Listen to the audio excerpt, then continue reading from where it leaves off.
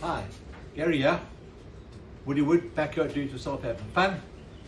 Welcome to a storm-ravaged Cape Town.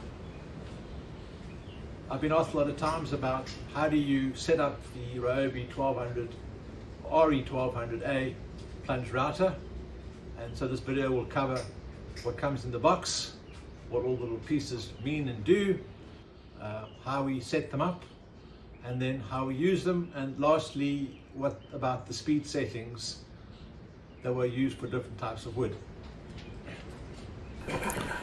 Now quickly to show you how you put the collet spring in and the collet nut on.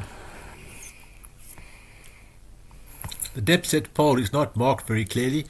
Put a dash of white paint on there to help you see the alignment. This section shows you the difficult or wrong way to do it.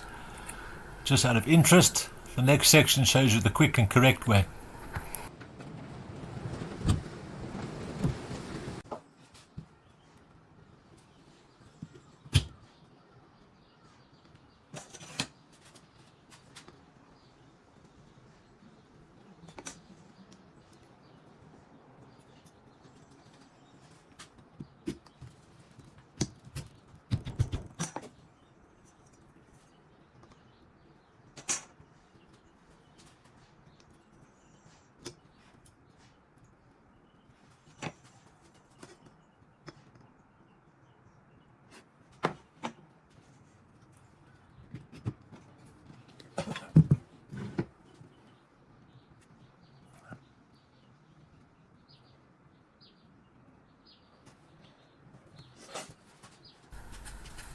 Well, this just looks difficult and complicated, so here comes the easy way and the correct manner in which to do it.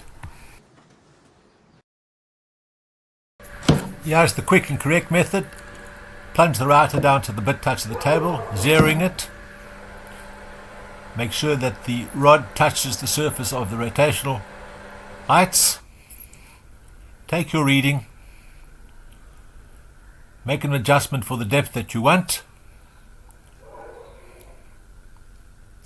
And you can check with the ruler to make sure you're accurate.